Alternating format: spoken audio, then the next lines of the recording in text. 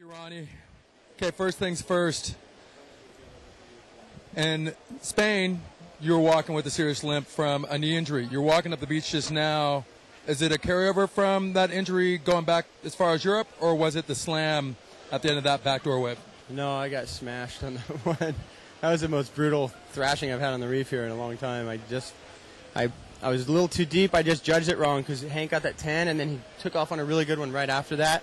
And I thought he might get me here, so I need to look at a high 9 at least, try to get a 10. So I stayed as deep as I could on that one, and I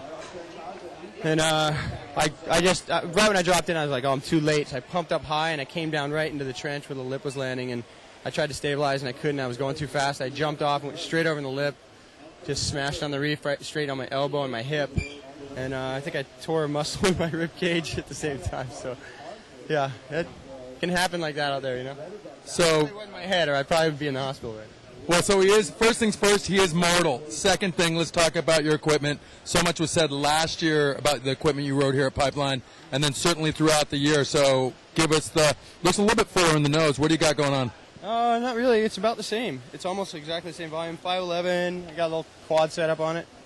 And, yeah, it's fast. It's the first time I've ever ridden it. Oh, so you're going with the freshie? Yeah. Yep. Nice one. But it's basically the exact same thing, just designed to turn a little better than the one last year.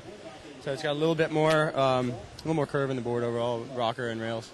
Okay, now let's switch gears to, everybody wants to see you in a world title race. This time you're kind of on the outside looking in. What's your perspective of the Joel Mick? I'm kind of interested here. I'm sure folks at home are as well. Well, I could see that from this morning. Obviously, Mick looks focused, but he's probably putting a lot of pressure on himself, just wanting to solidify that instead of sitting on the sidelines watching a win happen. And so he's just thinking he needs to get third or better.